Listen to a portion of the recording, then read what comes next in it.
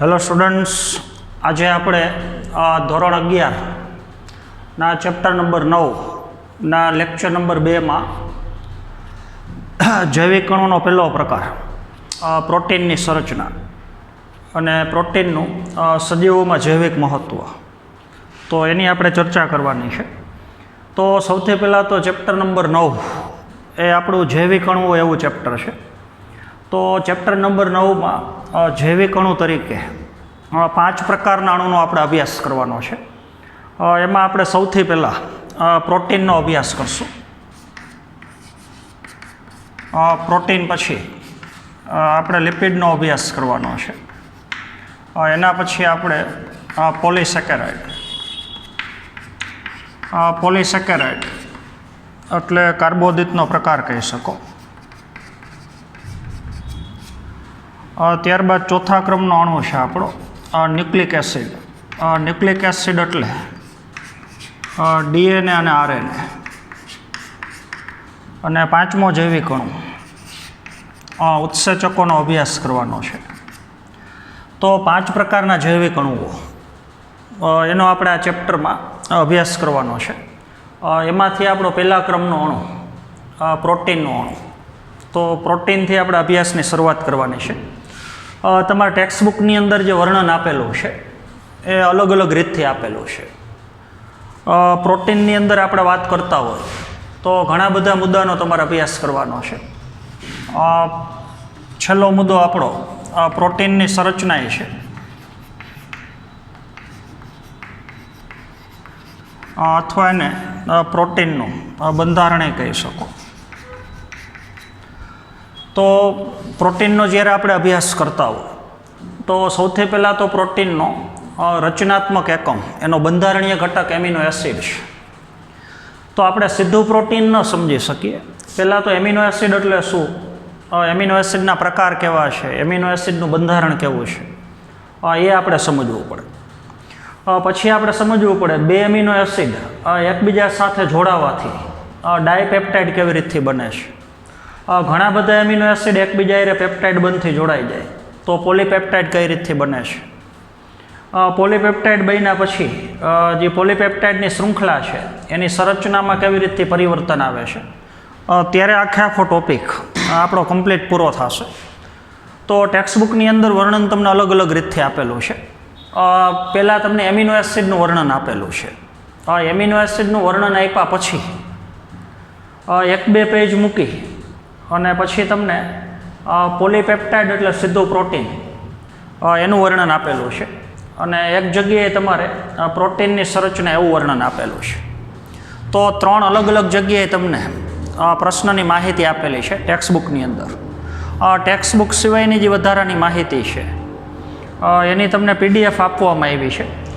એ PDFમાં એ માહિતી તમારે ખાસ જોવાની છે. તો આજના પીરિયડમાં આપણે પ્રોટીનની સંરચના, પ્રોટીનનું બંધારણ, 4 કક્ષાનું પ્રોટીનનું બંધારણ છે. આ એક પ્રશ્ન બાકી રાખશું. બાકીનો પોર્શન આખો આપણે પૂરો કરવાની આખી ટ્રાય કરીએ. તો સૌથી પહેલાં તો પ્રોટીનનો બંધારણીય ઘટક એમિનો એસિડ છે. તો એની આપણે ખાસ વાત કરીએ. તો પ્રોટીનના અભ્યાસની શરૂઆત એનો બંધારણીય ઘટક એમિનો એસિડથી કરીએ છીએ.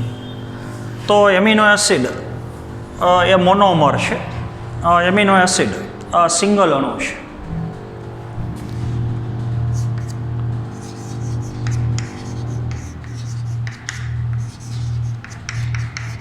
બધી જગ્યાએ હવે આપણે એમિનો એસિડને ટૂંકમાં એથી દર્શાવશું. એક એમિનો માટેનો છે ને એક એસિડ માટેનો છે. એટલે ગમે ત્યારે આપણે એ લખીએ એટલે સમજવાનું એમિનો એસિડની વાત થાય છે. તો સૌથી પહેલાં તો એમિનો એસિડ એક પ્રકારનું કાર્બનિક દ્રવ્ય છે. એટલે કે એમિનો એસિડના બંધારણમાં કાર્બન આવેલો છે. તો એમિનો એસિડના બંધારણમાં જે મુખ્ય કાર્બન આવેલો છે એને આપણે આલ્ફા કાર્બન કહીએ છીએ. કેન્દ્ર ભાગમાં જે આવેલો છે તો આલ્ફા કાર્બન છે ને આલ્ફા કાર્બનની સાથે એક બાજુ એસિડિક સમૂહ કાર્બોક્સિલ સમૂહ COOH આવેલું છે.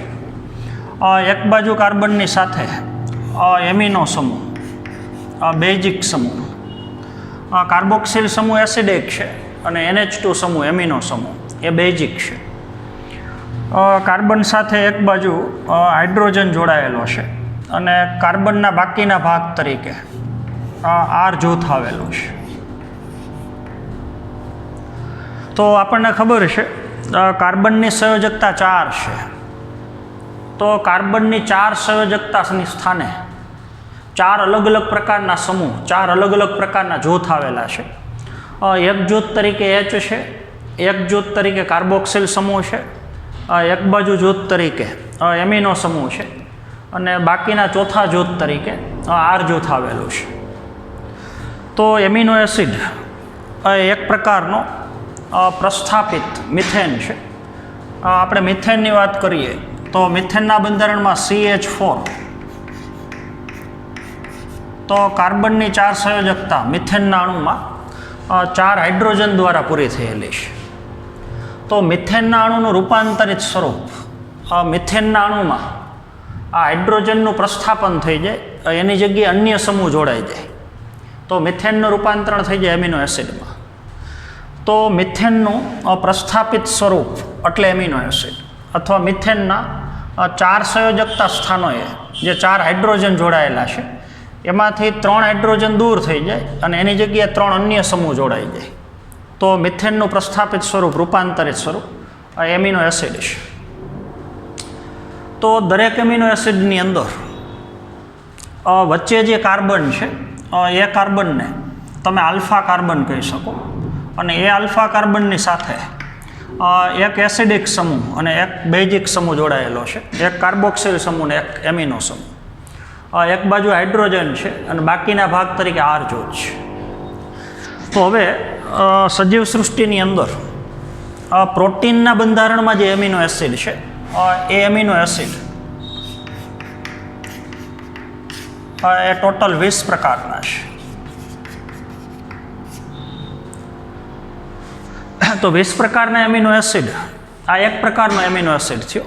અહીં હું R1 લખું તો એક પ્રકાર છે, R2 લખું તો બીજો પ્રકાર છે. તો 20 પ્રકારના એમિનો એસિડ. ટોટલ એમિનો એસિડના પ્રકાર 300 છે, પણ 300માંથી 20 એમિનો એસિડના પ્રકાર જ એવા છે કે પ્રોટીનના બંધારણમાં છે.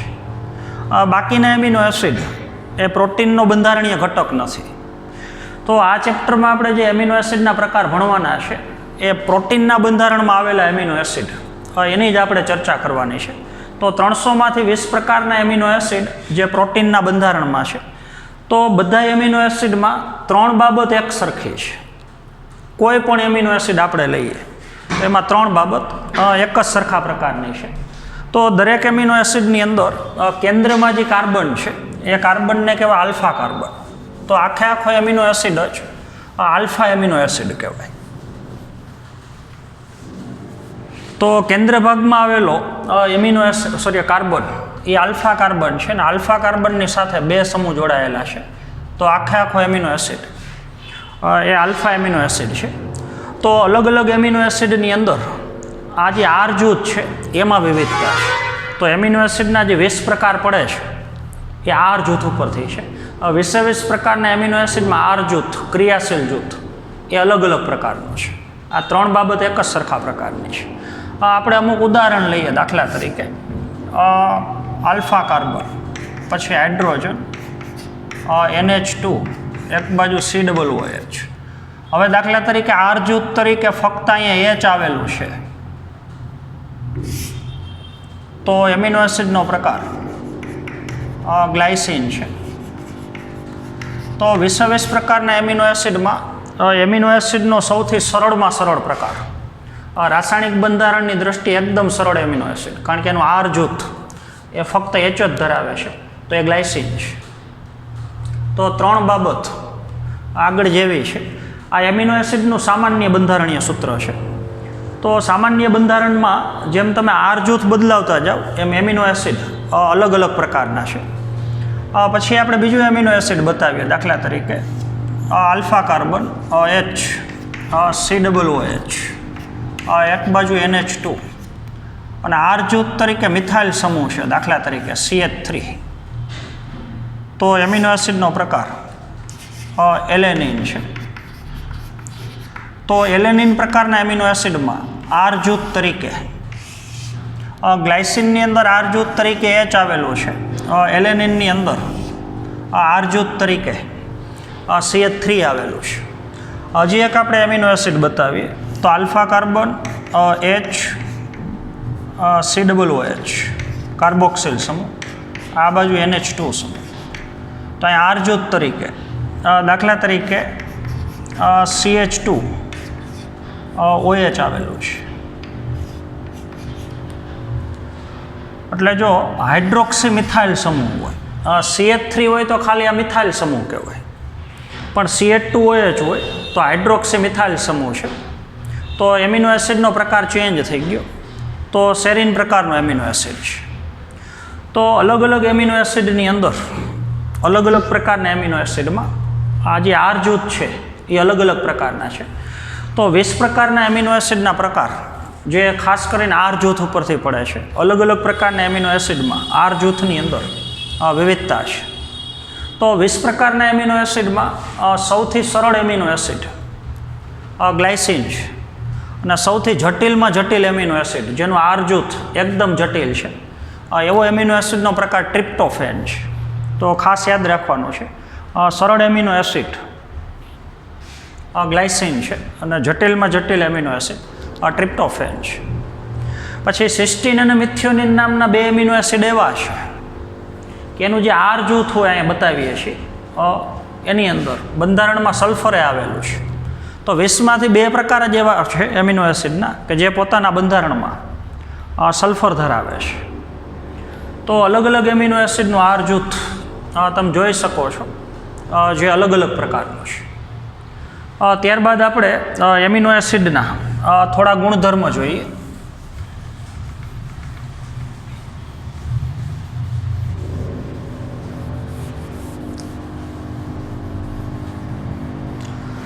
તો 20 પ્રકારના એમિનો એસિડ 20 પ્રકારના એમિનો એસિડના બરોબર સમજવાનું છે. રાસાયણિક અને ભૌતિક ગુણધર્મ અલગ અલગ છે. તો એનું મેઇન કારણ એના બંધારણમાં આવેલા 3 પ્રકારના સમૂહ છે. એમિનો જૂથ, કાર્બોક્સિલ જૂથ અને આર જૂથના આધારે, આ 3 જૂથની આવશ્યકતાના આધારે, જરૂરિયાતના આધારે એમિનો એસિડના ભૌતિક અને રાસાયણિક ગુણધર્મો અલગ અલગ છે. બીજું, કોઈ પણ એમિનો એસિડ હોય 20માંથી કોઈ પણ પ્રકાર હોય, ટોટલ પ્રકાર 20 છે. તો એમાં હવે આપણે જોવાનું કે આખા એમિનો એસિડમાંથી થઈ અને એમિનો જૂથ અને કાર્બોક્સિલ જૂથ એની સંખ્યા કેટલી છે. એની સંખ્યા ઉપરથી એમિનો એસિડ 3 પ્રકારના છે. એમિનો એસિડ એસિડિક હોઈ શકે, એમિનો એસિડ બેઝિક હોઈ શકે અને એમિનો એસિડ છે એ તટસ્થ હોઈ શકે. તો ઉદાહરણ ઉપરથી આપણે સમજવાનું છે. દાખલા તરીકે પહેલો એમિનો એસિડનો આપણે પ્રકાર બતાવીએ.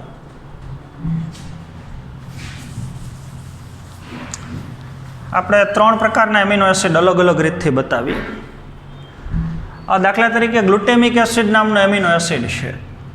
તો આલ્ફા કાર્બન એક બાજુ H છે, એક બાજુ COOH છે, એક બાજુ NH2 છે. આટલી રચના કોઈ પણ એમિનો એસિડમાં એક સરખી છે. હવે આપણે જો એનું આર જૂથ લઈએ તો ગ્લુટેમિક એસિડમાં આર જૂથમાં CH2 CH2 અને પછી COOH. તો એમિનો એસિડનો પ્રકાર થઈ ગયો ગ્લુટેમિક એસિડ. તો અહીંયા આપણે જોવાનું છે. હવે આખા એમિનો એસિડનો આપણે સરવાળો કરીએ તો બેઝિક જૂથ એક જ છે, NH2 જૂથ બેઝિક છે અને COOH જૂથ એસિડિક છે. તો બેઝ કરતાં એસિડનો ભાર વધી ગયો, તો એમિનો એસિડનો પ્રકાર થઈ ગયો એસિડિક. તો કાર્બોક્સિલ સમૂહ અને એમિનો સમૂહની એમિનો એસિડમાં કુલ સંખ્યા કેટલી છે એના ઉપરથી એમિનો એસિડ 3 પ્રકારના છે. તો 20 પ્રકારમાંથી 2 પ્રકારના એમિનો એસિડ, એક ગ્લુટેમિક એસિડ અને હજી એક આવશે એસ્પાર્ટિક એસિડ. આ 2 એમિનો એસિડ એ એસિડિક પ્રકૃતિના છે. ત્યારબાદ આપણે જોઈએ દાખલા તરીકે કોઈ એમિનો એસિડમાં કાર્બન HCOOH, આ બાજુ NH2, પછી આપણે લખીએ CH2 CH2 CH2 CH2 4 વખત, અને પછી આપણે લખીએ NH. NH એટલે અહીંયા તમારે સમજી લેવાનું NH2. તો આ એમિનો એસિડ કરતાં આમાં ઊંધું છે. બે બેઝિક સમૂહ છે ને એક એસિડિક સમૂહ છે.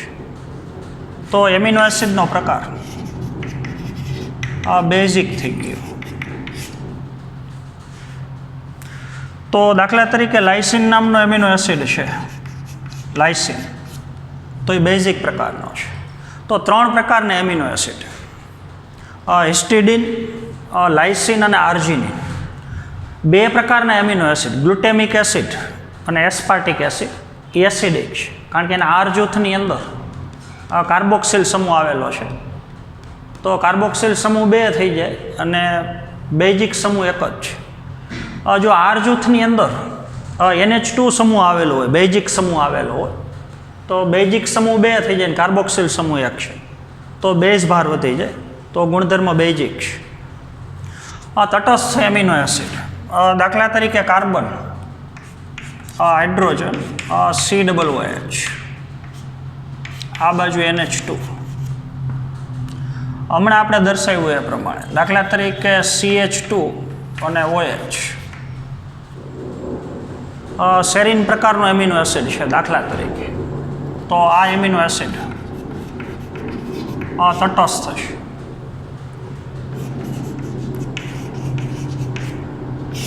તો 20માંથી 2 પ્રકાર એસિડિક છે, 20માંથી 3 પ્રકાર બેઝિક છે, અને 20માંથી 15 પ્રકાર તટસ્થ છે.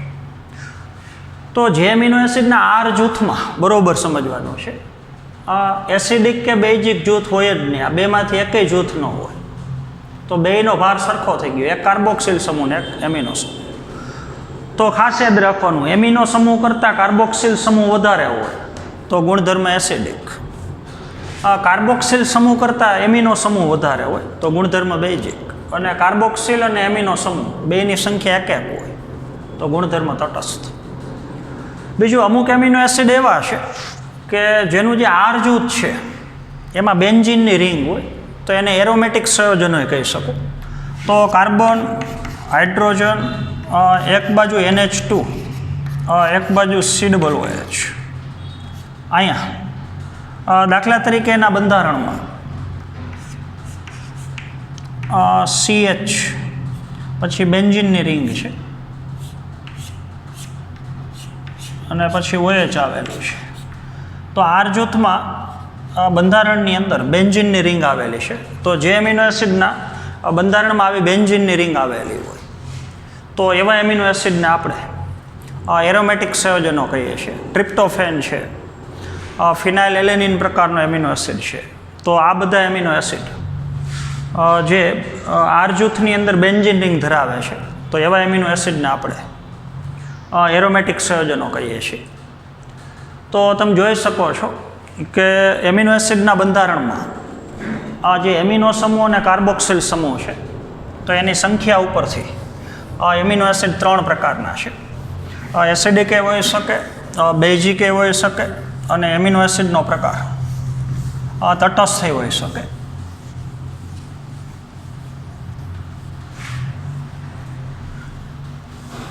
ત્યારબાદ એમિનો એસિડનો થોડો દ્રાવણની અંદર આપણે ગુણધર્મ લઈએ છીએ. મોટાભાગે કોષરસમાં જે એમિનો એસિડ છે બરોબર આપણે સમજવાનું છે.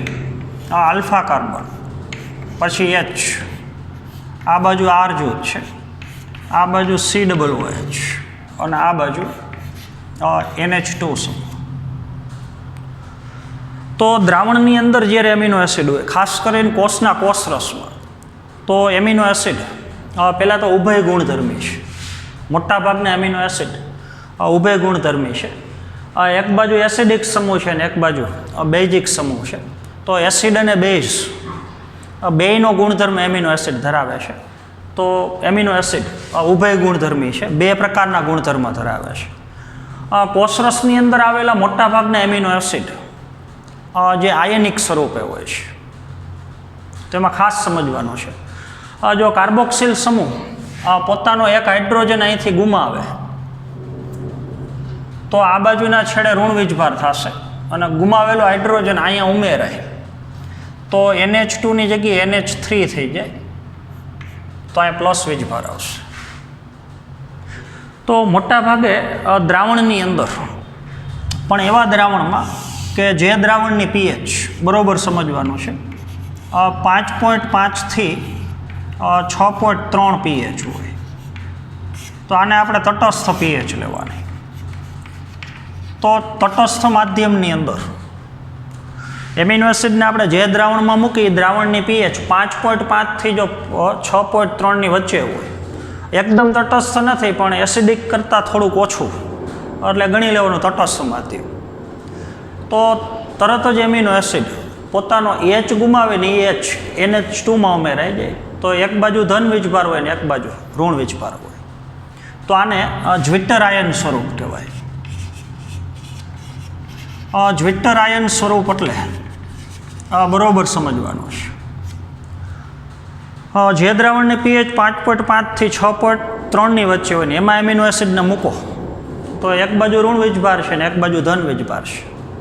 હવે એ દ્રાવણમાં તમે બે ઇલેક્ટ્રોડ મૂકો, ધન ધ્રુવ અને ઋણ ધ્રુવ, તો એમિનો એસિડ એ તટસ્થ માધ્યમની અંદર જ્વિટર આયન સ્વરૂપે છે, બે વીજભાર ધરાવે છે. તો એમિનો એસિડ ધન ધ્રુવ બાજુ ન ખસે અને ઋણ ધ્રુવ બાજુ ન ખસે, તો એમિનો એસિડ દ્રાવણની અંદર હલનચલન દર્શાવતો નથી.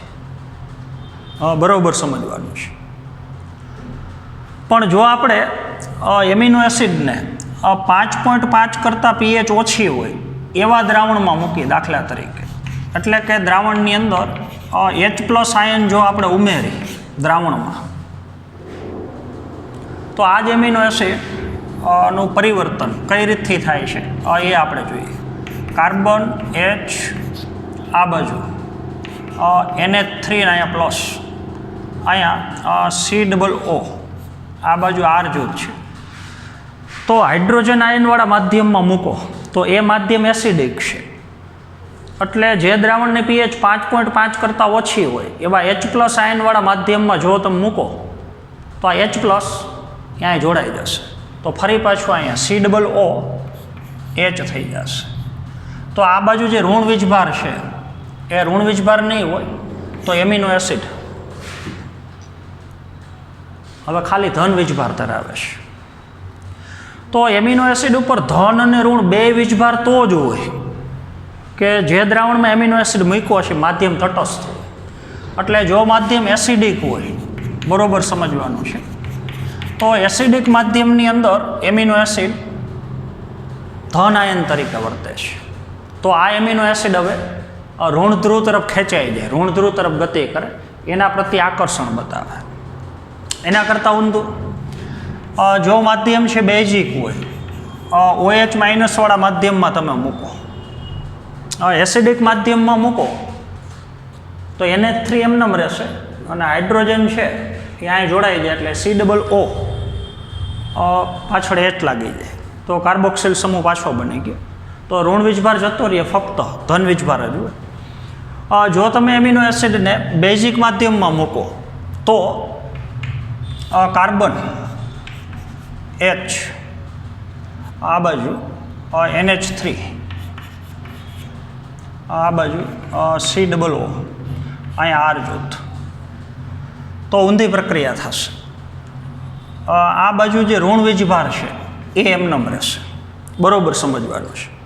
તો NH3+ અહીંયા છે, તો એક હાઇડ્રોજન છૂટો પડી અને OH આયરે જોડાઈ જાય, એક બાજુથી OH અને આનો એક હાઇડ્રોજન, તો બની જાય પાણીનો અણુ. તો એક હાઇડ્રોજન ગુમાવી દે તો પાછું બની જાય NH2, તો હવે ખાલી ઋણ વીજભાર જ રહેશે. તો બેઝિક માધ્યમની અંદર એમિનો એસિડ ઋણ આયન તરીકે વર્તે છે. તો આવો એમિનો એસિડ ધન ધ્રુવ તરફ ખેંચાઈ જાય. તો એમિનો એસિડ એસિડિક માધ્યમમાં હોય તો ઋણ ધ્રુવ તરફ ખેંચાય અને બેઝિક માધ્યમમાં હોય તો ધન ધ્રુવ તરફ ખેંચાય. પણ જો એમિનો એસિડ જ્વિટર આયન સ્વરૂપે હોય, બે બાજુ વીજભાર ધરાવતો હોય, તો ઇલેક્ટ્રોડ વીજ ધ્રુવ તરફ ગતિ કરતો નથી, હલનચલનનો ગુણધર્મ ગુમાવે છે. તો હવે તમે જોઈ શકો છો અલગ અલગ પ્રકારનું જે પીએચનું માધ્યમ છે, જો પીએચ તટસ્થ હોય, એસિડિક હોય, બેઝિક હોય, તો એમિનો એસિડના અલગ અલગ પ્રકારની પીએચ ધરાવતા દ્રાવણમાં ગુણધર્મ છે એ અલગ અલગ પ્રકારના છે. તો એમિનો એસિડની આપણે ઘણી બધી વિસ્તૃત માહિતી લીધી. અમુક એમિનો એસિડના બંધારણીય સૂત્ર તમને ટેક્સ્ટબુકની અંદર આપેલા છે. અમુકના આપણે આર જૂથ તમને પીડીએફની અંદર વધારાના આપેલા છે. તો એટલું ખાસ તમારે યાદ રાખવાનું છે. તો જે એમિનો એસિડની આપણે વાત કરી એ સિંગલ અણુ છે. આ એક સિંગલ અણુ છે, તો આને મોનોમર કહેવાય. તો હવે એમિનો એસિડ ઉપરથી જ આપણો બીજો ટોપિક છે ડાયપેપ્ટાઇડ. સિંગલ એમિનો એસિડ હોય તો એને મોનોમર કહેવાય. બે એમિનો એસિડ એકબીજા હારે જોડાઈ જાય તો એને ડાયમર કહેવાય, અથવા એને તમે ડાયપેપ્ટાઇડ કહી શકો. તો એની રચના કઈ રીતથી છે એ આપણે થોડું જોઈએ.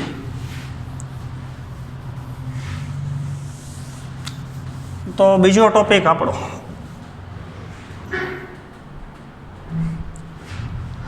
ડાયપેપ્ટાઇડ છે. ટેક્સ્ટબુકમાં તમને જે થિયરી આપી છે એમાં અડધું એમિનો એસિડનું વર્ણન બીજા પેજ ઉપર છે અને પાછળ થોડુંક વર્ણન છે ત્રીજા પેજ ઉપર. એ જે પેજ ઉપર એમિનો એસિડનું જે સ્ટ્રક્ચર આપ્યું છે એની પછીની 2-3 લીટી પછી પાછું લિપિડ ચાલુ થઈ જાય છે. તો લિપિડ અત્યારે તમારે વાંચવાનું નથી. એમિનો એસિડ પૂરું થઈ જાય પછી સીધું તમારે પ્રોટીન ઉપર જતું રહેવાનું છે. તો હજી આપણે પ્રોટીન ચલાવવાનું બાકી છે. હવે ડાયપેપ્ટાઇડવાળો જે મુદ્દો છે એ તમારે ટેક્સ્ટબુકમાં આપેલો જ નથી, એટલે પીડીએફમાં આખી તમને થિયરી આપી છે, પણ એ સમજવું જરૂરી છે. દાખલા તરીકે હું બતાવું, amino acid plus amino acid, બરાબર સમજજો. આ H, આ બાજુ NH2, આ બાજુ કાર્બન, ડબલ બોન્ડ O, અને આ બાજુ OH. આ જે મેં લખેલું છે એ લખેલું છે COOH. તો આને બીજી રીતથી લખી શકો. એક ઓક્સિજન કાર્બનની હારે દ્વિબંધથી જોડાઈ જાય તો વૈધો અહીં OH. તો ખરેખર તો આ કાર્બોક્સિલ સમૂહ છે. અહીંયા હું લખું R1. R1 એટલે એમિનો એસિડનો કોઈ પણ એક પ્રકાર પ્લસ બીજો એમિનો એસિડનો પ્રકાર. તો કાર્બન H, આ બાજુ COOH. અહીંયા હું લખું R2. R2 એટલે એમિનો એસિડનો બીજો એક પ્રકાર. અહીંયા NH2. આ સીધું NH2 લખો, એની જગ્યાએ 2 H છૂટા લખ્યા. અહીંયા COOH થઈ ગયું. તો હવે ડાયપેપ્ટાઇડ એટલે શું? તો બે એમિનો એસિડ એકબીજા હારે પેપ્ટાઇડ બંધથી, પેપ્ટાઇડ નામના રાસાયણિક બંધથી જો જોડાઈ જાય તો બનતી રચનાને આપણે ડાયપેપ્ટાઇડ કહીએ છીએ. તો હવે રાસાયણિક બંધ કોની વચ્ચે બનશે? તો પહેલા એમિનો એસિડનો, બરોબર સમજો, આ પહેલો એમિનો એસિડ એનો કાર્બોક્સિલ સમૂહ, અથવા પહેલા એમિનો એસિડનો OH સમૂહ અને બીજા એમિનો એસિડનો એમિનો સમૂહ, અથવા એનો એક H. તો જેટલો ભાગ આપણે બતાવીએ છીએ અત્યારે, આટલો ભાગ એ દૂર થઈ જાય. તો 2 હાઇડ્રોજન ને 1 ઓક્સિજન, એટલે ખરેખર દૂર થઈ ગયો પાણીનો અણુ H2O. કોઈ પણ 2 અણુ રાસાયણિક બંધથી જોડાતા હોય અને ત્યારે પાણીનો અણુ છૂટો પડતો હોય તો એ ઘટનાને નિર્જલીકરણ કહી શકો. તો 2 એમિનો એસિડના જોડાવાથી બનશે પેપ્ટાઇડ બંધ, પણ ત્યારે નિર્જલીકરણની ક્રિયા થઈ અને H2O દૂર થાય. બરોબર સમજવાનું છે. તો પહેલા એમિનો એસિડનો કાર્બોક્સિલ સમૂહ બીજા એમિનો એસિડના એમિનો સમૂહ સાથે રાસાયણિક બંધથી જોડાઈ જાય તો 2 હાઇડ્રોજન અને 1 ઓક્સિજન H2O દૂર થઈ જાય. તો હવે રાસાયણિક બંધ કોની વચ્ચે બનશે? તો આ કાર્બન એ સીધો આ નાઇટ્રોજન હારે જોડાય છે. આ કાર્બન વચ્ચેથી આ નીકળી તો આખું નવું સ્વરૂપ આવું હશે. કાર્બન H આ બાજુ NH2 અને સમૂહ તરીકે R1, પછી અહીંયા કાર્બન ડબલ બોન્ડ O, પછી આ નીકળી ગયું.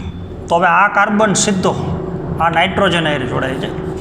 એ નાઇટ્રોજન સાથે એક હાઇડ્રોજન છે, આ નાઇટ્રોજન કાર્બન સાથે જોડાયેલ છે. અહીંયા એક H R2 સમૂહ અને આ બાજુ COOH. તો રાસાયણિક બંધ બન્યો CONH, અને ટૂંકમાં બતાવવું હોય તો CONH. આવો રાસાયણિક બંધ બન્યો. બસ, તો આ બંધને કહેવાય પેપ્ટાઇડ બંધ. તો આપણને એમ કે બે એમિનો એસિડ એકબીજા સાથે કયા રાસાયણિક બંધથી જોડાયેલા હોય, તો પેપ્ટાઇડ બંધથી જોડાયેલા હોય. તો એક એક અણુ લ્યો છૂટા છૂટા તો એમિનો એસિડ છે, પણ બે સરખા પ્રકારના એમિનો એસિડના ટોટલ 20 પ્રકાર છે. એમાં દાખલા તરીકે એલેનિન હારે જોડાય તો પેપ્ટાઇડ બને, અને એલેનિન સેરીન હારે જોડાય તો ડાયપેપ્ટાઇડ બને.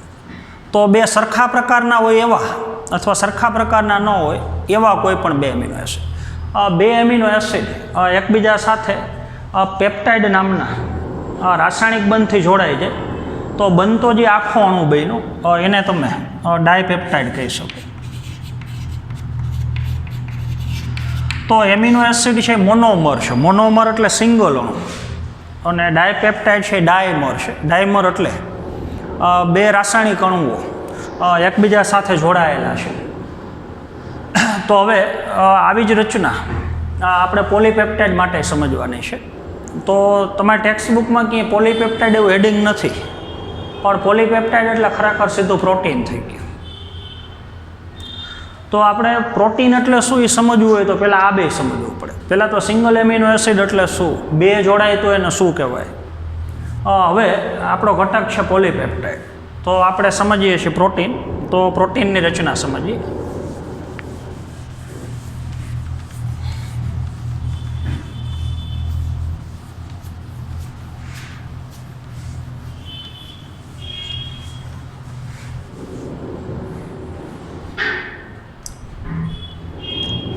તો જેને આપણે પ્રોટીન કહીએ છીએ એ પ્રોટીન ખરેખર પોલીપેપ્ટાઇડ શૃંખલા છે. તો જેમ બે એમિનો એસિડ જોડાવાથી ડાયપેપ્ટાઇડ બને, બરોબર સમજવાનું છે. બે એમિનો એસિડ જોડાઈ જાય, સિંગલ હોય તો મોનોમર, પણ બે એમિનો એસિડ જોડાય તો ડાયપેપ્ટાઇડ બને. તો બે કરતાં વધારે ઘણા બધા એમિનો એસિડ એકબીજા હારે પેપ્ટાઇડ બંધથી જો જોડાઈ જાય તો બનતો આખી લાંબી શૃંખલા બની, રેખીય શૃંખલા સીધી, બસ એને કહેવાય પોલીપેપ્ટાઇડ. દાખલા તરીકે પહેલો એમિનો એસિડ છે H, આ બાજુ NH2, અહીંયા R1 જૂથ, અહીંયા CO, આ બાજુ આવશે NH. આપણે ઓલો ટૂંકમાં રાસાયણિક બંધ બતાવે છે. તો રાસાયણિક બંધ બની ગયો. અહીંયા આવશે પાછો બીજો એમિનો એસિડ, તો કાર્બન, અહીંયા H, આ બાજુ R2, આ બાજુ ફરી પાછું CO, વળી પાછું આ બાજુ NH, અહીંયા પાછું કાર્બન, અહીંયા H, અહીંયા આવશે R3, વળી પાછું CO, અહીંયા પાછું NH, વળી પાછો કાર્બન H, અહીંયા આવશે R4, અહીંયા વળી પાછું CO, હજી એક આપણે બતાવીએ NH, અહીંયા કાર્બન H, COOH, અહીંયા લખીએ આપણે R5. તો જ્યાં જ્યાં CONH બંધ આવે છે ત્યાં બધે પેપ્ટાઇડ બંધ આવ્યા. તો હવે તમે સમજી શકો છો. જો આપણે આટલું જ લઈએ ખાલી તો આ ડાયપેપ્ટાઇડ છે. તો જેમ ડાયપેપ્ટાઇડમાં બે એમિનો એસિડ પેપ્ટાઇડ બંધથી જોડાય, એમ ઘણા બધા એમિનો એસિડ એટલે 20 પ્રકારના એમિનો એસિડ તમને ખબર છે. દાખલા તરીકે 100 એમિનો એસિડ એકબીજા હારે આવા પેપ્ટાઇડ બંધથી એકબીજા હારે જોડાઈ ગયા, તો 100 એમિનો એસિડ જોડાવાથી એક રેખીય સીધી લાંબી એક શૃંખલા બની. તો એ શૃંખલાને હવે તમે પોલીપેપ્ટાઇડ શૃંખલા કહી શકો. બરાબર તમને સમજાણું હશે. R1, R2, R3, R4, R5 તો અલગ અલગ એમિનો એસિડમાં ઉપરનું બંધારણ તો એક જ સરખું હોય, R જૂથમાં વિવિધતા હોય. એ આપણે બતાવતા નથી, પણ અલગ અલગ એમિનો એસિડમાં અલગ અલગ હોય. હમણાં આપણે કીધું એમ ગ્લાયસિન હોય તો અહીંયા ખાલી H હોય. ત્યાર પછી અહીંયા R2 જૂથ તરીકે CH2CH2COOH હોય તો એ ગ્લુટેમિક એસિડ હોય. તો એવા 20 પ્રકારના એમિનો એસિડ અલગ અલગ સંખ્યામાં એકબીજા જોડાઈ જાય. દાખલા તરીકે અહીંયા R1થી શરૂ કરી અને અહીંયા R100 હું લખું તો 100 એમિનો એસિડ એકબીજા પેપ્ટાઇડ બંધથી જોડાવાથી આખી એક લાંબી શૃંખલા બની. તો જેટલા એમિનો એસિડ જોડાય ને એના કરતાં એક પેપ્ટાઇડ બંધ ઓછો હોય. દાખલા તરીકે અહીંયા 5 એમિનો એસિડ જોડાણા તો પેપ્ટાઇડ બંધની સંખ્યા 4 છે. 100 એમિનો એસિડ લાઇનમાં જોડાયેલા હોય તો પેપ્ટાઇડ બંધની સંખ્યા 99 થશે. કારણ કે છેલ્લા 2 એમિનો એસિડ એનું એકનું NH2 સમૂહ છૂટો છે અને એકનો કાર્બોક્સિલ સમૂહ છૂટો છે. તો એ 2 રાસાયણિક બંધથી જોડાયેલ નથી, એટલે એક પેપ્ટાઇડ બંધની સંખ્યા ઓછી હોય. તો આપણને એવું પૂછે કે 100 એમિનો એસિડ એકબીજા પેપ્ટાઇડ બંધથી જોડાય તો કેટલા પાણીના અણુ દૂર થાય? તો 99 દૂર થાય. જેટલા પેપ્ટાઇડ બંધ બને એટલી વખત નિર્જલીકરણ થયું હોય એટલા પાણીના અણુઓ દૂર થાય છે. તો હવે ઘણા બધા એમિનો એસિડ એકબીજા હારે તો આખો લાંબો પોલિમર બની ગયો, એટલે આપણે એને પોલીપેપ્ટાઇડ શૃંખલા કહીએ છીએ. પોલી એટલે 2 કરતાં વધારે. 2 જ એમિનો એસિડ જોડાયેલા હોય તો ડાયપેપ્ટાઇડ, પણ 2 કરતાં વધારે એમિનો એસિડ જોડાયેલા હોય તો પોલીપેપ્ટાઇડ. તો જેને આપણે પ્રોટીન કહીએ છીએ એ પ્રોટીનના બંધારણમાં ઘણા બધા એમિનો એસિડ એકબીજા જોડાય અને આખી જે લાંબી રેખીય શૃંખલા બની એ શૃંખલાને આપણે પ્રોટીન કહીએ છીએ. તો પ્રોટીન એક પ્રકારની પોલીપેપ્ટાઇડ શૃંખલા છે અથવા ઘણા બધા એમિનો એસિડ જોડાવાથી બનેલી એક લાંબી શૃંખલા છે. તો હવે અલગ અલગ પ્રકારના પ્રોટીનના બંધારણમાં આ જે એમિનો એસિડ જોડાયેલા હોય એની સંખ્યા અલગ અલગ હોય, એના પ્રકારો અલગ અલગ હોય, એ એમિનો એસિડનો ક્રમ અલગ અલગ હોય. દાખલા તરીકે આવી 2 પોલીપેપ્ટાઇડ શૃંખલા છે. આપણે ગોળ ટપકું બતાવીએ એ બધા એમિનો એસિડ છે, સમજી લેવાનું આ સમજ માટે ખાલી. તો આપણી સામે 2 પ્રોટીન છે, 2 પોલીપેપ્ટાઇડ શૃંખલા છે.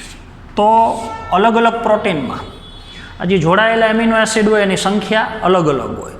એ એમિનો એસિડનો ક્રમે અલગ અલગ હોય, પ્રકારો અલગ અલગ હોય. દાખલા તરીકે અહીંયા પહેલા ક્રમમાં ગ્લાયસિન હોય તો અહીંયા પહેલા ક્રમમાં જો એસ્પાર્ટિક એસિડ હોય તો આખો પ્રોટીનનો પ્રકાર જ ચેન્જ થઈ ગયો. તો અલગ અલગ પોલીપેપ્ટાઇડ શૃંખલામાં એમિનો એસિડની સંખ્યા, પ્રકાર અને એની ગોઠવણી, એના જે ક્રમ છે એ અલગ અલગ પ્રકારના હોય છે. તો હવે જે પ્રોટીનનો અણુ છે એ એક પ્રકારનો પોલીપેપ્ટાઇડ શૃંખલા છે, એટલે એક પ્રકારનું પોલિમર છે. તો પોલિમર મોનોમર, ડાયમર ને પોલિમર થોડુંક આપણે સમજી લઈએ. એમિનો એસિડનો એક જ અણુ હોય સિંગલ તો મોનોમર, 2 એમિનો એસિડ પેપ્ટાઇડ બંધથી જોડાય તો ડાયમર, અને ઘણા બધા એમિનો એસિડ પેપ્ટાઇડ બંધથી જોડાય તો આ રચનાને પોલિમર કહેવાય. પણ પ્રોટીનનો અણુ પોલિમર તો છે જ, પણ હિટ્રોપોલિમર છે. હિટ્રોપોલિમર એટલે ગુજરાતીમાં વિષમ પોલિમર કહી શકો. પોલિમર 2 પ્રકારના હોય, સમપોલિમર અને વિષમ પોલિમર. દાખલા તરીકે હું સ્ટાર્ચનું અણુ બતાવું, બરોબર સમજવાનું છે. તો એના બંધારણમાં બધા અણુ ગ્લુકોઝના જ હોય. તો 100 ગ્લુકોઝના અણુ આવી રીતે લાઇનમાં જોડાઈ જાય દાખલા તરીકે, તો આખી જે શૃંખલા બની એ આની જેમ જ પોલિમર જ બની. એ પોલિસેકેરાઇડ શૃંખલા કહેવાય, આ પોલીપેપ્ટાઇડ કહેવાય. આના બંધારણમાં એમિનો એસિડ છે, આના બંધારણમાં ગ્લુકોઝ છે. તો સ્ટાર્ચનું અણુ એ સમપોલિમર છે. એના માટેનું કારણ એકને એક પ્રકારના અણુઓ રિપીટ થાય છે, ગ્લુકોઝ ગ્લુકોઝ ગ્લુકોઝ ગ્લુકોઝ. તો જે મોનોમર છે આના બંધારણમાં એ બધા એક જ સરખા પ્રકારના છે. એટલે જો પોલિમરની રચના એક જ સરખા પ્રકારના મોનોમરથી થયેલી હોય, એને મોનોમર એનના ગુણાંકમાં આવેલા હોય. હું એમ કહું કે એક સ્ટાર્ચના અણુમાં 100 ગ્લુકોઝના અણુ છે, તો આનમાં ટૂંકમાં બતાવવું હોય તો C6H12O6 આ ગ્લુકોઝનો એક અણુ થયો અને અહીં હું એન મૂકી દઉં તો એનની સંખ્યા અણુની સંખ્યા છે 100 ગ્લુકોઝ છે દાખલા તરીકે, તો આટલો ભાગ એટલા એક ગ્લુકોઝ, તો આવા નવા ગ્લુકોઝ 100 વખત રિપીટ થાય છે. તો જે પોલિમરના બંધારણમાં એક પ્રકારના અણુ રિપીટ થતા હોય, ગ્લુકોઝ ગ્લુકોઝ ગ્લુકોઝ, એટલે એક જ પ્રકારના અણુથી જો પોલિમર બનેલો હોય તો સમપોલિમર. તો પ્રોટીનની જે પોલીપેપ્ટાઇડ શૃંખલા છે એમાં તમે જોઈ શકો છો એમિનો એસિડના પ્રકાર અલગ અલગ છે, એકને એક પ્રકારના એમિનો એસિડ નથી. દાખલા તરીકે બધા એસિડ 100 ગ્લાયસિન હોય તો એ સમપોલિમર કહેવાય, પણ એવું જ શક્ય જ નથી. આ પૃથ્વી ઉપર એવું એકેય પ્રોટીન નથી કે જે પ્રોટીનના બંધારણમાં બધા એમિનો એસિડ એક જ સરખા પ્રકારના. તો 20 પ્રકારના એમિનો એસિડ અલગ અલગ સંખ્યામાં અને અલગ અલગ ક્રમમાં ગોઠવાયેલા હોય એકબીજા હારે. આ એવું બનતું હોય કે એકને એક એમિનો એસિડ રિપીટ થતો હોય. પહેલા સ્થાને ગ્લાયસિન હોય તો વળી 5મા સ્થાને, 10મા સ્થાને, 12મા સ્થાને ગ્લાયસિન આવી શકતો હોય, પણ કન્ટિન્યુ ગ્લાયસિન ન હોય. તો એક જ પોલીપેપ્ટાઇડ શૃંખલામાં બધા એમિનો એસિડ એક જ સરખા પ્રકારના નથી, 20 પ્રકારના અલગ અલગ પ્રકારના એમિનો એસિડ છે. તો પોલીપેપ્ટાઇડ શૃંખલાની અંદર અલગ અલગ પ્રકારના એમિનો એસિડ આવેલા હોવાથી તે સમપોલિમર નથી, પણ વિષમ પોલિમર છે, હિટ્રોપોલિમર છે. તો હવે પ્રોટીન એટલે શું એ તમે ખાસ સમજી ગયા હશો. તો આપણે વાત કરી પોલીપેપ્ટાઇડ શૃંખલાની, તો ત્રણેય વચ્ચેનો તફાવત તમને હવે યાદ રહી ગયો હશે. બીજું, પોલીપેપ્ટાઇડ શૃંખલા આખી લાંબી હોય. દાખલા તરીકે 100 એમિનો એસિડ ગોઠવાયેલા છે, અહીંયા R1થી શરૂ કરી અને અહીંયા આપણે R100 લખીએ. અત્યારે 5 જ બતાવ્યા છે, પણ આમ લાંબી છે એવું સમજી લેવાનું. તો પોલીપેપ્ટાઇડ શૃંખલાનો જે પહેલો એમિનો એસિડ હોય, બરોબર સમજો, એનું આ બાજુ NH2 સમૂહ મુક્ત હોય તો આને N ટર્મિનલ કહેવાય. ટર્મિનલ એટલે અંત છેડો. તો એક બાજુના અંત છેડે NH2 સમૂહ મુક્ત છે, તો પોલીપેપ્ટાઇડ શૃંખલાનો એક બાજુનો છેડો N ટર્મિનલ કહેવાય. પોલીપેપ્ટાઇડ શૃંખલાના બીજી બાજુ કાર્બોક્સિલ સમૂહ છે, C વાળો ભાગ, તો આ બાજુના છેડાને C ટર્મિનલ કહેવાય. તો N ટર્મિનલ એટલે જ્યાંથી પોલીપેપ્ટાઇડ શૃંખલાની શરૂઆત થતી હોય એનો પહેલા એમિનો એસિડનો એમિનો સમૂહ, અને C ટર્મિનલ એટલે છેલ્લા એમિનો એસિડનો કાર્બોક્સિલ સમૂહ. તો કોઈ પણ પોલીપેપ્ટાઇડ શૃંખલામાં બે છેડા હોય, એક N ટર્મિનલ વાળો છેડો અને એક C ટર્મિનલ વાળો છેડો. આ થોડુંક વધારાનું તમારે યાદ રાખવાનું છે. તો આવી શૃંખલાને આપણે પોલીપેપ્ટાઇડ શૃંખલા કહીએ છીએ. બીજું, આપણે હમણાં વાત કરી એમિનો એસિડના કુલ પ્રકાર 300 છે, પણ 300માંથી 20 પ્રકારના એમિનો એસિડ જ પ્રોટીનના બંધારણમાં આવેલા છે. તો પ્રોટીનના બંધારણમાં જે 20 પ્રકારના એમિનો એસિડ છે એના બે જૂથ છે. 10 પ્રકારના એમિનો એસિડ અને બીજા 10 પ્રકારના એમિનો એસિડ. 10 પ્રકારના એમિનો એસિડ આવશ્યક એમિનો એસિડ છે અને 10 પ્રકારના એમિનો એસિડ એ બિન આવશ્યક એમિનો એસિડ છે. બરોબર સમજવાનું છે. પ્રોટીનના બંધારણમાં જે 20 પ્રકારના એમિનો એસિડ છે એમાંથી 10 પ્રકારના એમિનો એસિડ એવા છે કે જે આપણા શરીરમાં બનતા નથી. આપણે મનુષ્યની વાત કરીએ છીએ, પ્રાણી શરીરની અંદર 20 પ્રકારમાંથી 10 પ્રકારના એમિનો એસિડ બનતા નથી. જો એ બનતા ન હોય તો આપણે વનસ્પતિનો ખોરાક તરીકે ઉપયોગ કરીએ છીએ. એટલે વનસ્પતિના જે પ્રોટીન હોય એનો આપણે ખોરાક તરીકે ઉપયોગ કરી તો આપણા પાચન માર્ગમાં જ્યારે એ પ્રોટીન જશે તો એ પ્રોટીન તૂટવાથી આપણને એ એમિનો એસિડ મળશે અને પછી એમિનો એસિડ આપણા શરીરને પ્રાપ્ત થાય. તો 10 પ્રકારના એમિનો એસિડ જો આપણા શરીરમાં બનતા ન હોય, એનું સંશ્લેષણ ન થતું હોય આપણા શરીરમાં, તો ફરજિયાત જે આહારી પ્રોટીન છે, ખોરાકમાં આપણે જે પ્રોટીન લઈએ છીએ એ પ્રોટીનમાંથી આપણે એમિનો એસિડ મેળવવા પડે. તો એ શરીર માટે જરૂરી છે, ખોરાક દ્વારા ફરજિયાત એ મળવા જોઈએ, આવશ્યક છે. પણ 10 પ્રકારના એમિનો એસિડ એવા છે કે એ આપણા શરીરમાં બને છે, આપણું શરીર જ એમિનો એસિડ બનાવી શકે છે. તો એની ખોરાક દ્વારા, આહારી પ્રોટીન દ્વારા આપણને પ્રાપ્તિ ન થાય તો ચાલશે. તો એ ખોરાકમાં ફરજિયાત મળવા જોઈએ એવું જરૂરી નથી, એકદમ આવશ્યક નથી. તો એને આપણે બિન આવશ્યક એમિનો એસિડ કહીએ છીએ. તો તમે સમજી ગયા હશો, શરીરની અંદર બનતા ન હોય, ખોરાક દ્વારા જ લેવા પડે તો એ આવશ્યક. શરીરની અંદર બનતા હોય, ખોરાક દ્વારા લેવાની જરૂર ન હોય તો બિન આવશ્યક. તો 10 પ્રકારના એમિનો એસિડ આવશ્યક છે, 10 પ્રકારના એમિનો એસિડ બિન આવશ્યક છે. બીજું, પ્રોટીનનું જૈવિક મહત્વ. તમારા ટેક્સ્ટબુકમાં જેટલું આપેલું છે એટલું જ અત્યારે આપણે ચલાવીએ છીએ. આમ તો પ્રોટીનનું જૈવિક મહત્વ બહુ મોટું છે. સજીવ શરીરની અંદર અલગ અલગ પ્રકારના પ્રોટીનના ઘણા બધા કાર્ય છે. પણ તમને મહત્વ એક ટેબલમાં આપેલું છે બાજુમાં અને વર્ણન કરેલું છે. તો પ્રોટીનની જે સંરચના છે, પ્રાથમિક બંધારણ, દ્વિતીય બંધારણ, તૃતીય, ચતુર્થ, એ આપણે આવતા પીરિયડમાં ચલાવશું. આ એક ટોપિક આપણે પૂરો કરી નાખીએ, પ્રોટીનનું જૈવિક મહત્વ.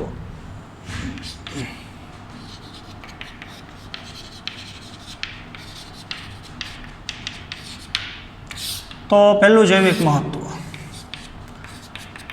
કોષરસ પટલમાંથી પોષક પદાર્થોનું વહન.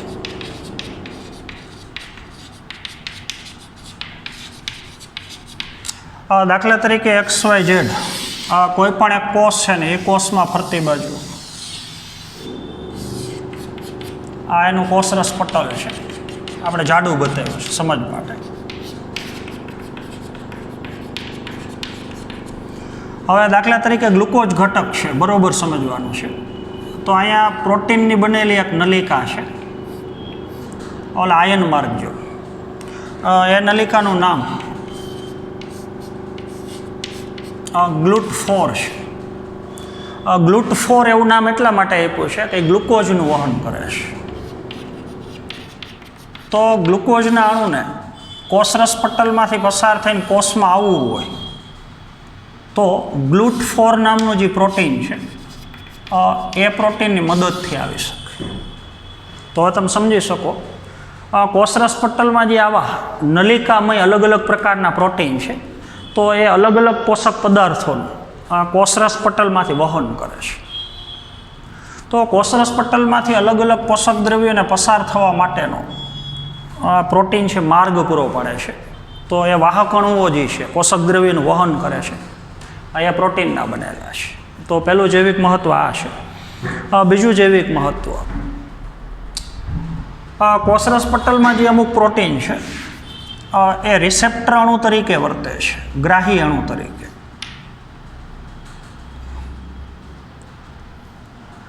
દાખલા તરીકે રુધિર દ્વારા કોઈ અંતઃસ્ત્રાવ વહન પામીને આવ્યું, આપણે થોડું મોટું કરીને બતાવીએ એટલે તમે સમજી શકો. તો કોષરસ પટલમાં અહીંયા એક રિસેપ્ટર અણુ છે, ગ્રાહી અણુ. રુધિરની અંદર કોઈ અંતઃસ્ત્રાવ છે, દાખલા તરીકે આવા 3 પ્રકારના અંતઃસ્ત્રાવ છે, આપણે સંજ્ઞાથી બતાવીએ.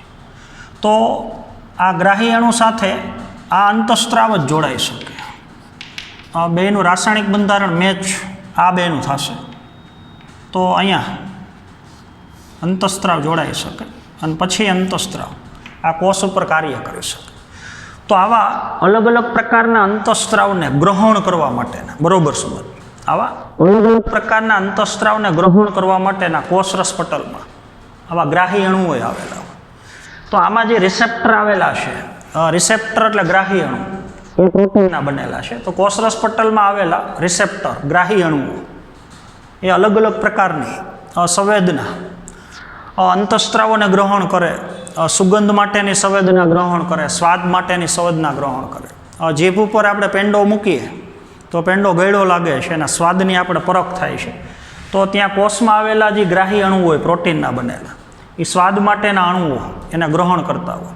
નાક દ્વારા સુગંધ આવે છે તો એના અધિસ્તરની અંદર જે કોષો હોય, એ કોષોના કોષરસ પટલમાં આવા ગ્રાહી અણુઓ હોય, સુગંધ માટેના અણુને ગ્રહણ કરતા હોય. તો અંતઃસ્ત્રાવો ગંધ માટેની સંવેદના, સ્વાદ માટેની સંવેદના, એવા અલગ અલગ ઘટકોને ગ્રહણ કરવા માટેના આવા રિસેપ્ટર ગ્રાહી અણુઓ કોષરસ પટલમાં આવેલા હોય ને એ પાછા પ્રોટીનના બનેલા હોય. તો બીજું મહત્ત્વ એનું રિસેપ્ટર તરીકેનું છે. બીજું અમુક અંતઃસ્ત્રાવો પણ પ્રોટીનના બનેલા છે. આમ તો કહી શકો મોટાભાગના અંતઃસ્ત્રાવો પ્રોટીનના બનેલા છે. પ્રાણી શરીરની અંદર મોટાભાગના અંતઃસ્ત્રાવ, વનસ્પતિ શરીરમાં મોટાભાગના અંતઃસ્ત્રાવ. દાખલા તરીકે આપણા શરીરની અંદર ઇન્સ્યુલિન છે, તો ઇન્સ્યુલિન નામનું અંતઃસ્ત્રાવ એક પ્રકારનો પ્રોટીન છે. ઇન્સ્યુલિન છે, ગ્લુકાગોન છે, એપિનેફ્રિન છે, નોરેપિનેફ્રિન છે. તો મોટાભાગના અંતઃસ્ત્રાવો જે અલગ અલગ પ્રકારની ચયાપચયની ક્રિયા, રાસાયણિક પ્રક્રિયાનું નિયમન કરતા હોય તો એ પ્રોટીનના બનેલા છે. પછી મોટાભાગના ઉત્સેચકો પણ એ પ્રોટીનના બનેલા છે. આમ તો કહી શકો મોટાભાગના એટલે 99.99% ઉત્સેચકો એ પ્રોટીનના બનેલા છે. એક પ્રકારનું ઉત્સેચક એ એક પ્રકારનું પ્રોટીન છે. તો ઉત્સેચકો એ તમને ખબર છે અલગ અલગ પ્રકારની રાસાયણિક પ્રક્રિયા એનું નિયમન કરે છે. પ્રક્રિયકનું ઝડપથી રૂપાંતરણ નિપજમાં કરે છે. રાસાયણિક પ્રક્રિયાનો વેગ વધારતા પ્રોટીનના બનેલા ઘટકો એટલે ઉત્સેચકો. બીજું પ્રોટીન છે એ શરીરનું રક્ષણ કરે છે. એન્ટીબોડી તમે નામ સાંભળ્યું હશે. એન્ટીબોડીનું બીજું નામ ઇમ્યુનોગ્લોબ્યુલિન એ કહી શકો. દાખલા તરીકે આપણા શરીરની રુધિરવાહિની બતાવી તો રુધિરમાં કોઈ પણ સૂક્ષ્મજીવ દાખલા તરીકે દાખલ થયો, દાખલા તરીકે બેક્ટેરિયા છે, તો આ બેક્ટેરિયા આપણા શરીર માટે હાનિકારક છે. બેક્ટેરિયા શરીરને નુકસાન કરે છે. તો જેવો રુધિરમાં બેક્ટેરિયા દાખલ થાય તો એની સામે લડવા માટે રુધિરની અંદર ઇમ્યુનોગ્લોબ્યુલિન એ નામનું પ્રોટીન ઉત્પન્ન થાય. એને ટૂંકમાં આઈજી કહેવાય. એટલે એક પ્રકારના એન્ટીબોડી છે. એન્ટીબોડીનું બીજું નામ ઇમ્યુનોગ્લોબ્યુલિન કહીશું. તો શરીરમાં દાખલ થયેલા જે હાનિકારક સૂક્ષ્મજીવ છે એની સામે શરીરનું રક્ષણ કરવું. એટલે જેવા રુધિરની અંદર બેક્ટેરિયાનો ચેપ લાગે તો આવા એન્ટીબોડી સર્જાય અને એ એન્ટીબોડી આ એન્ટીજન સૂક્ષ્મજીવ બેક્ટેરિયાનો નાશ કરી નાખે. તો સૂક્ષ્મજીવો જે હાનિકારક સૂક્ષ્મજીવો છે જે શરીરમાં રોગ પેદા કરે છે એની સામે પ્રોટીન છે એ રક્ષણનું કાર્ય કરે છે. તો આવા તો અલગ અલગ પ્રકારના ઘણા બધા પ્રોટીન જે શરીરની અંદર અલગ અલગ પ્રકારના કાર્ય કરે છે. બીજું પ્રાણી સૃષ્ટિની અંદર સૌથી વધુમાં વધુ પ્રમાણમાં આવેલું પ્રોટીન હોય તો એ કોલેજન પ્રોટીન છે. કોઈ પણ પ્રાણી આખી પ્રાણી સૃષ્ટિ લ્યો, આપણે એમ કહીએ કે પૃથ્વી ઉપર પ્રાણીની 8 લાખ જાતિઓ છે, તો બધી જાતિમાં તમે તપાસ કરો તો કોલેજન નામનું પ્રોટીન છે એ સૌથી પ્રભાવી જથ્થાની દ્રષ્ટિએ સૌથી વધુમાં વધુ આવેલું પ્રોટીન છે, પણ ફક્ત પ્રાણીની અંદર. તો એ પ્રોટીન ખાસ કરી અને સંયોજક પેશીમાં હોય. તો સંયોજક પેશીની અંદર જે કોષો છે એ કોષો વચ્ચેની જે ખાલી જગ્યા છે આંતરકોષીય અવકાશ છે ત્યાં જે પ્રોટીનના તંતુ છે સફેદ રંગના હોય, જાળી સ્વરૂપે આખા કોષની ફરતી બાજુ હોય, તો એ પ્રોટીનને આપણે કોલેજન પ્રોટીન કહીએ છીએ. તો આંતરકોષીય દ્રવ્યની અંદર જે પ્રોટીનના તંતુ છે એ કોલેજન પ્રોટીન છે. તો કોલેજન પ્રોટીન બે કોષ વચ્ચેની ખાલી જગ્યામાં તંતુ સ્વરૂપે આવેલું છે. તો પ્રાણી સૃષ્ટિનું સૌથી વધુમાં વધુ પ્રમાણમાં આવેલું પ્રોટીન એ કોલેજન પ્રોટીન છે. પણ આખી જીવસૃષ્ટિની આપણે વાત કરીએ, બરોબર ભેદ સમજવાનો છે. ખાલી આપણને એમ કે પ્રાણી સૃષ્ટિમાં સૌથી પ્રભાવી પ્રોટીન કયું, તો કોલેજન છે. પણ આખી જીવસૃષ્ટિ લઈ વનસ્પતિ પ્રાણી બધાએ ભેગા કરી તો રૂબિસ્કો નામનો ઉત્સેચક છે.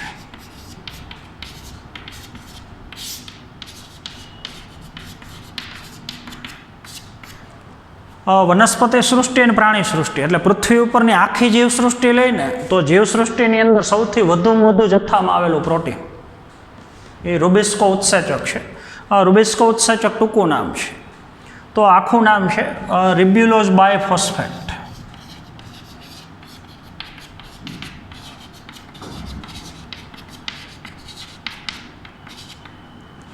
રિબ્યુલોઝ બાયફોસ્ફેટ ઓક્સિજનેજ અને ભેગું લેવાનું કાર્બોક્સાઇલેજ. આવું લાંબુ નામ છે એટલે ટૂંકમાં લખી નાખવાનું રૂબિસ્કો. આ એક પ્રકારનો ઉત્સેચક છે. આ પ્રકાશ સંશ્લેષણવાળું ચેપ્ટર આપણે ભણશું ત્યારે આ ઉત્સેચકનું જૈવિક મહત્વ છે. અત્યારે ખાલી તમારે ઉત્સેચકનું નામ યાદ રાખવાનું છે, રિબ્યુલોઝ બાયફોસ્ફેટ ઓક્સિજનેજ કાર્બોક્સાઇલેજ, અથવા ટૂંકમાં કહેવાનું રૂબિસ્કો. તો રૂબિસ્કો નામનો ઉત્સેચક એ આખી જીવસૃષ્ટિની અંદર પ્રભાવી પ્રોટીન છે. તો હવે પ્રોટીનના આપણે અમુક સામાન્ય ગુણધર્મ લઈએ. તો હવે તમને પ્રોટીનની રચના ખબર છે.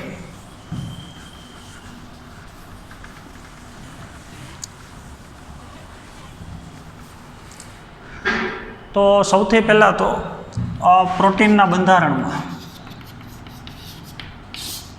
કાર્બન, હાઇડ્રોજન, ઓક્સિજન અને નાઇટ્રોજન આવા ઘટકો આવેલા છે.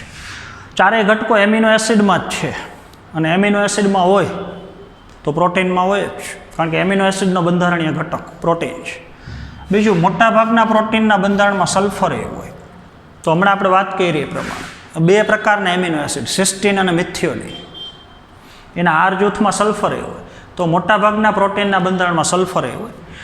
પણ અમુક પ્રોટીનના બંધારણમાં આયર્ન હોઈ શકે, એફી હોઈ શકે, અમુકના બંધારણમાં ક્યારેક મેગ્નેશિયમ હોઈ શકે. તો અમુક પ્રોટીનના બંધારણમાં આયર્ન અને આયોડિન જેવા ઘટકો એ હોઈ શકે. સલ્ફર મોટાભાગના પ્રોટીનના બંધારણમાં છે જ. તો આયર્ન છે, એફી છે, એ પ્રકારના ઘટકો પણ પ્રોટીનના બંધારણમાં હોઈ શકે. તો પ્રોટીનના થોડા વધારે ગુણધર્મો એની ચર્ચા પછી આપણે આગળ કરશું. બીજું, પ્રોટીન છે અલગ અલગ પ્રકારની પ્રકૃતિની અંદર નાશ પામે છે. પ્રોટીનને પર્યાવરણના અમુક ઘટકોથી નુકસાન થાય છે. એ બધી વાત આપણે ઉત્સેચકના મુદ્દામાં કરશું, કારણ કે ઉત્સેચકો એ મૂળભૂત રીતે પ્રોટીનના બનેલા છે. એટલે ઉત્સેચકના જેટલા ગુણધર્મ છે એમાંથી મોટાભાગના ગુણધર્મ એ ભેગા પ્રોટીનના ગુણધર્મ છે. તો એની વાત આપણે પછી કરશું. પણ અત્યારે આ ખાસ યાદ રાખવાનું છે કે પ્રોટીનના બંધારણમાં કાર્બન, હાઇડ્રોજન, ઓક્સિજન, નાઇટ્રોજન હોય. મોટાભાગના પ્રોટીનના બંધારણમાં સલ્ફર હોય. અમુક પ્રોટીનના બંધારણમાં આયોડિન અને આયર્ન જેવા ઘટકો હોય. અમુકમાં મેગ્નેશિયમ હોય. તો આ ખાસ આપણે યાદ રાખવાનું છે. તો આજના પીરિયડમાં આપણે પ્રોટીનની મોટાભાગની માહિતી પૂરી કરેલી છે. તો હવે પ્રોટીનનો હજી એક પ્રશ્ન, પ્રોટીનની સંરચના, એનું બંધારણ. પોલીપેપ્ટાઇડ શૃંખલા તો બની ગઈ, બન્યા પછી એમાં આગળ કેવા પરિવર્તનો આવે એની સંરચનામાં, એ મુદ્દો ખાસ આપણે સમજવાનો છે. તો આજના પીરિયડમાં આપણે અહીંયા સુધી રાખશું. Thank you.